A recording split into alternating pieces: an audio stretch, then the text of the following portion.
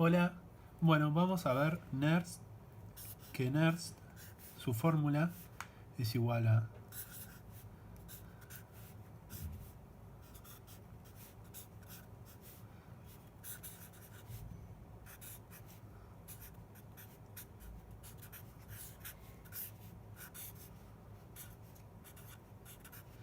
siendo esto Nernst igual a R por T sobre Z por F por el logaritmo natural de la concentración en externo sobre la concentración en interno del ion que nos interesa. Bien, entonces, ¿qué es esto? ¿Qué es Nernst? Tiene unidades de voltaje. Y tiene unidades de voltaje porque Nernst es igual a un delta V, es decir, una diferencia de potencial eléctrico a través de la membrana. Es decir, yo tengo una membrana y de un lado hay un potencial eléctrico y del otro lado hay otro. ¿Sí? Entonces B en externo y B en interno. Si yo los resto, hago B en externo menos B en interno, me va a dar un delta B. Entonces, es un delta B específico. ¿Y qué es ese B? ¿Qué es ese potencial eléctrico? Bueno, para explicar eso, para explicar potencial eléctrico, vamos a imaginarnos, vamos a ir primero a lo que es la energía potencial. Y si recuerdan, la energía potencial, esto es un intento de dibujar un árbol. Imaginemos que acá hay una manzana. ¿Sí? Esta manzana tiene una determinada energía potencial. Y su energía potencial es mayor que una manzana que esté a esta altura. ¿Sí? Y la energía potencial de esta es mayor que la energía potencial de una manzana que llegó al piso. ¿Sí? Bueno, algo parecido pasa si yo tengo una membrana, un canal a través de la membrana,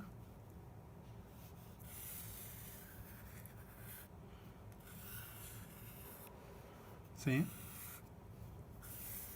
Y esta membrana está cargada, es decir, hay cargas acumuladas del lado externo y del lado interno. Y yo pongo una carga, por ejemplo un ion, en el centro en este canal. Este canal es para un ion determinado, ¿no? Entonces, la carga positiva acá tiene mucha energía potencial, igual que la manzana que está en el árbol. La carga positiva a mitad camino tiene mucha mucha más energía potencial que una que llegó acá, pero tiene menos que esta, ¿sí? Entonces, en este caso hablamos de energía potencial eléctrica. En cambio acá hablábamos de energía potencial gravitatoria. Es una buena analogía, no es exactamente lo mismo, pero funcionan parecido. Entonces, ¿qué es el potencial eléctrico? El potencial eléctrico es la energía potencial eléctrica que tendría una carga positiva colocada en este sitio. Entonces el potencial eléctrico de acá del exterior va a ser bastante mayor que el potencial eléctrico de acá del interior. Entonces, para terminar de definir este B, podemos decir que B es igual a energía potencial eléctrica por unidad de carga.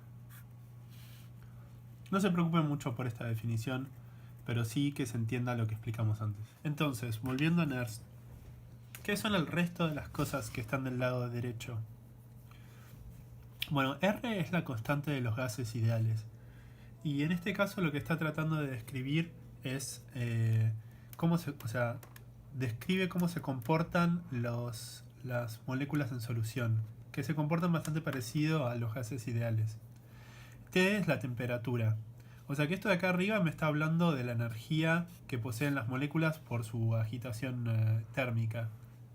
Por otro lado, acá abajo Z es la carga del ion y F es la constante de Faraday, que lo que dice es cuánto es la carga, esta define la magnitud de carga eléctrica que hay en un mol de electrones, que lo podemos pensar como en un mol de iones monovalentes. Entonces, si yo multiplico la carga del ion, la valencia del ion, mejor dicho, por Faraday, obtengo la carga que hay en un mol de ese ion.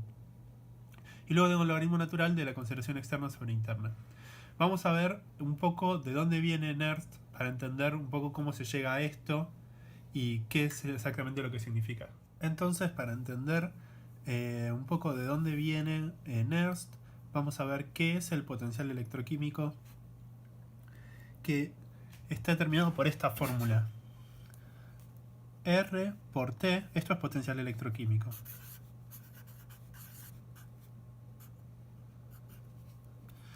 R, que como dijimos describía cómo se comportan las moléculas en solución, por T, que es la temperatura, hablando de esto un poco de la energía que tienen las moléculas por su agitación térmica, por el logaritmo natural de la concentración del ion. Todo esto me estaría hablando de la energía química que tiene, o del potencial químico, mejor dicho. Y esto de acá, que es Z por F, que dijimos que hablaba de la carga que hay en un mol de ese ion, por el voltaje que hay en ese lugar, me va a hablar de la energía eléctrica. Entonces, nosotros nos vamos a imaginar que hay una membrana y vamos a tener un lado externo y un lado interno. Y vamos a decir que el potencial electroquímico de este lado es igual al potencial electroquímico de este lado. Y eso es lo que hacemos en esta ecuación. Ponemos la fórmula para potencial electroquímico de acá, aclarando que es el voltaje que hay del lado externo y la concentración que hay del lado externo, lo vamos a igualar con lo que es el voltaje que hay del lado interno y la concentración que hay del lado interno. Esas son las dos cosas que van a cambiar. Porque Z va a ser igual de ambos lados, la constante es una constante, va a ser igual de ambos lados, R es una constante, va a ser igual de ambos lados, y vamos a decir que la temperatura es igual de ambos lados también. Entonces, imaginemos que el voltaje en externo es máximo e interno mínimo, entonces podríamos decir que todo esto quizás nos dé, no sé, 5, y esto nos da 0, ¿no?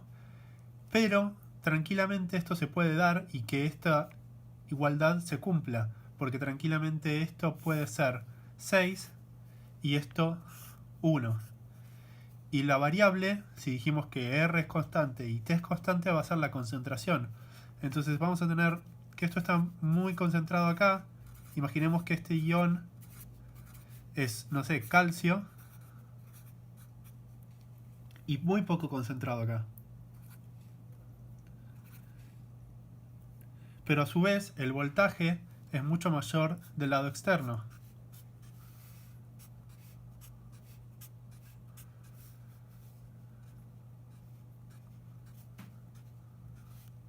Entonces, al haber un canal que dé conductancia, que es un concepto que vamos a abordar después,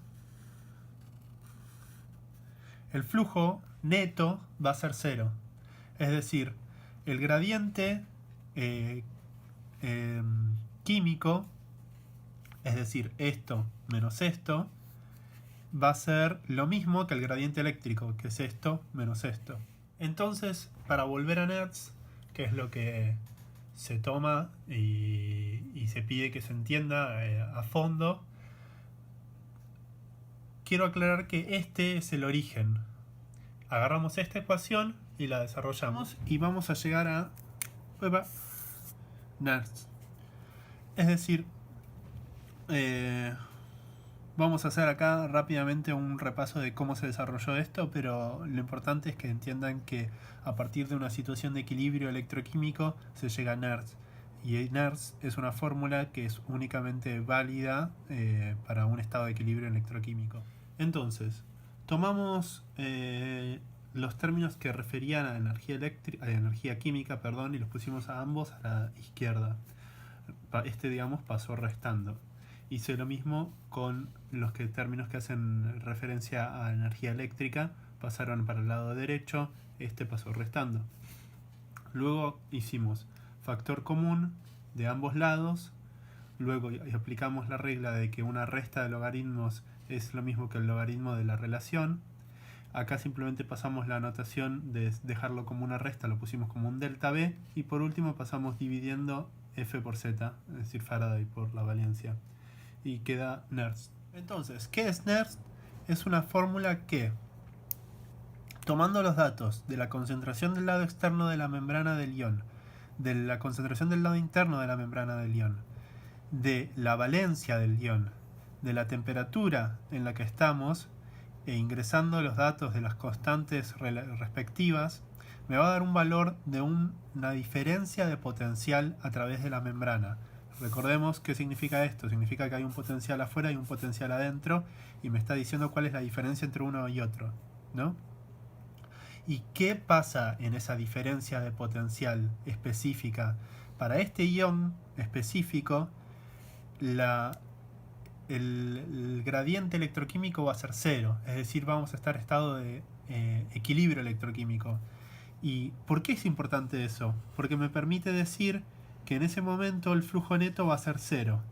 Van a salir tantos iones como van a entrar. ¿Y eso por qué es importante? ¿Por qué es importante Nernst? Bueno, es importante porque tener esto es un punto de referencia para poder predecir cómo se van a comportar los iones cuando el voltaje, es decir, cuando la diferencia de potencial a través de la membrana no sea la de Nernst, sea otra. Entonces yo voy a tener este punto de partida, voy a tener este punto de referencia y lo voy a comparar con otras potenciales de membrana, es decir, diferencia de potencial a través de la membrana, y voy a poder predecir si los iones van a querer salir o van a querer entrar. Cuando decimos que el Nernst nos va a servir para predecir cómo se comportan los iones, nos referimos en términos de cómo se comportan respecto a su flujo a través de la membrana. Es decir, nos va a permitir predecir si el ion que nos interesa fluye y en qué sentido y con qué magnitud. Y para eso está esta fórmula. Esta I representa intensidad de corriente, porque el flujo iónico es una corriente eléctrica. Entonces se utiliza esta ley, que es esta fórmula que es derivada de la ley de Ohm, donde I es intensidad de corriente, Fm es fuerza electromotriz, que lo vamos a explicar ahora, y G es conductancia.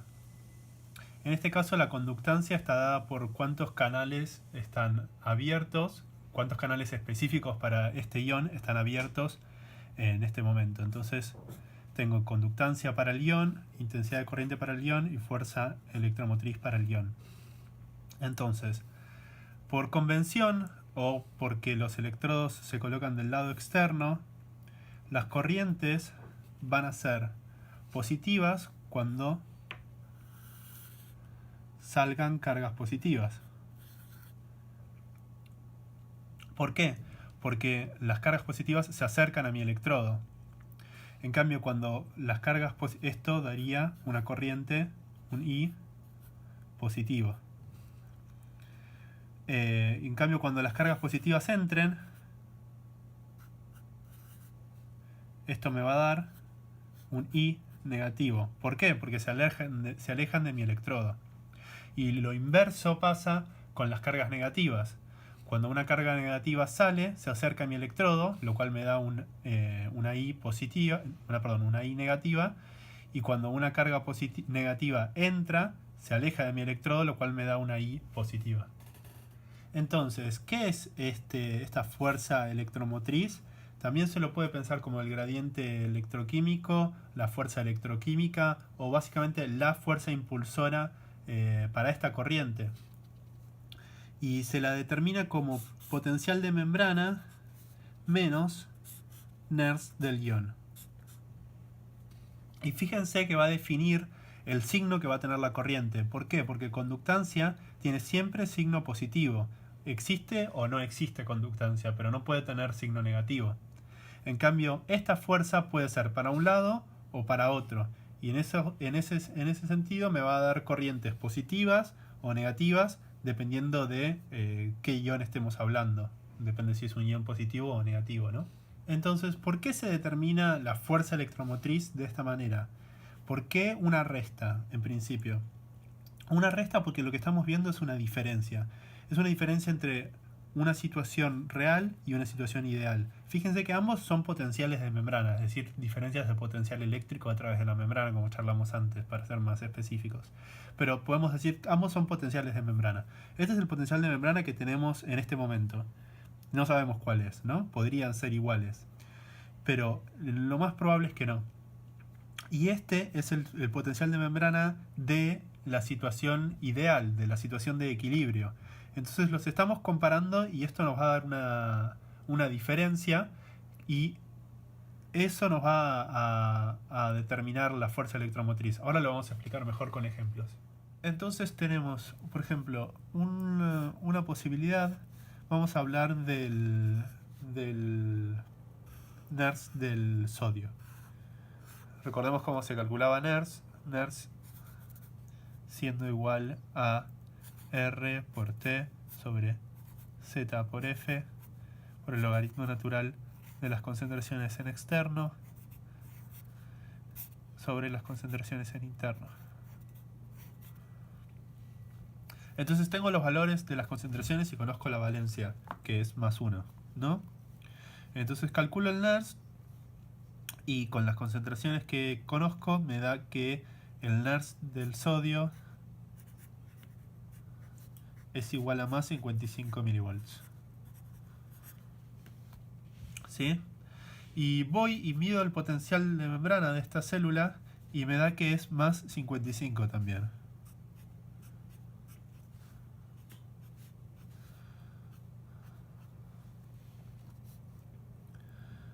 Potencial de membrana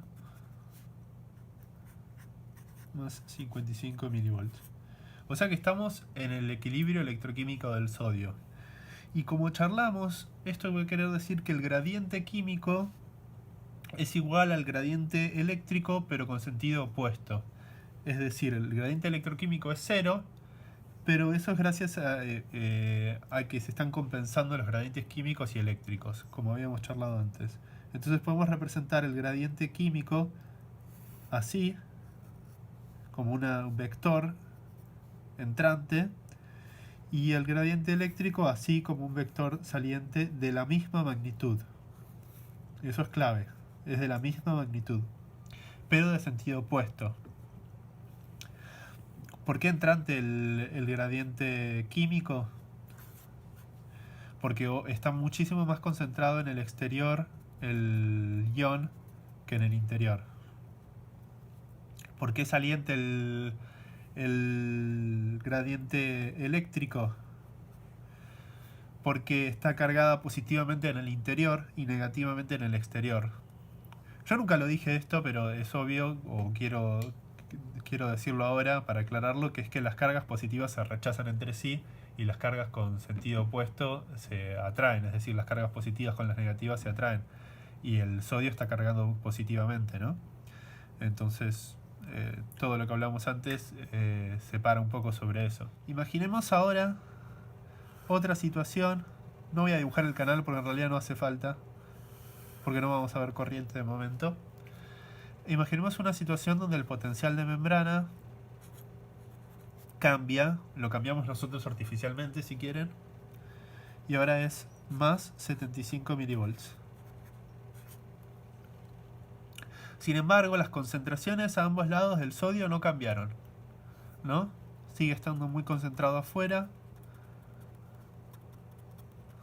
y poco concentrado adentro. Por lo tanto, el gradiente químico es idéntico a lo que era antes, porque la temperatura tampoco cambió y R tampoco cambió.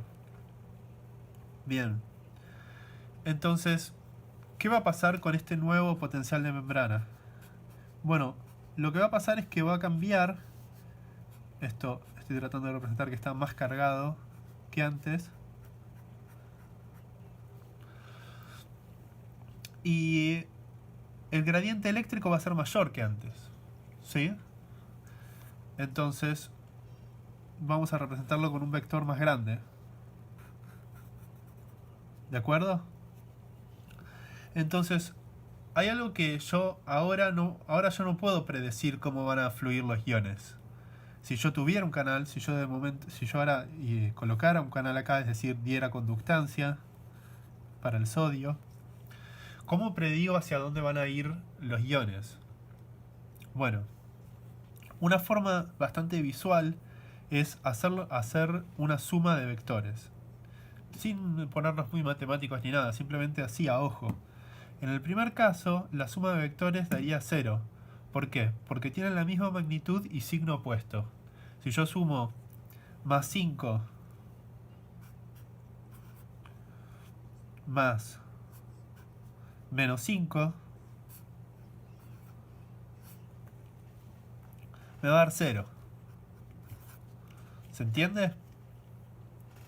En cambio, ahora yo no tengo cómo sumar porque no conozco los valores de esto y de esto, ¿sí?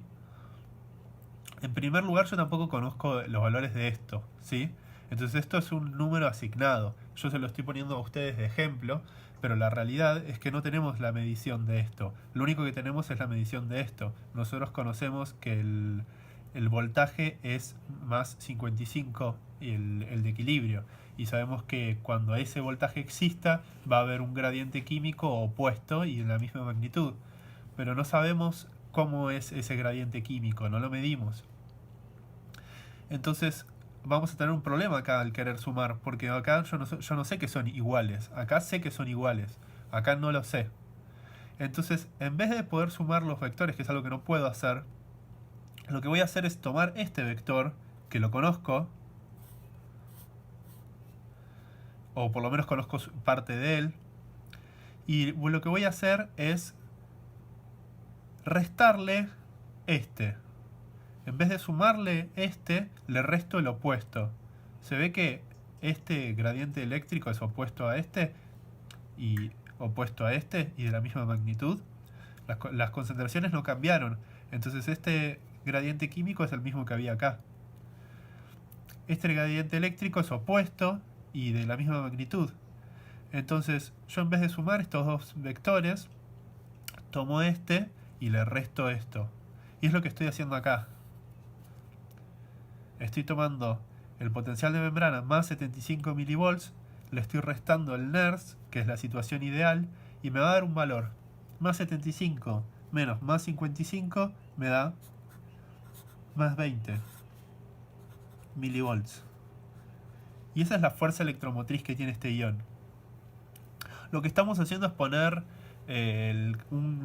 un gradiente electroquímico en términos de milivolts, porque lo que vamos a hacer es usarlo en la ecuación esta, que es una derivada de una ecuación que deriva de la ley de Ohm.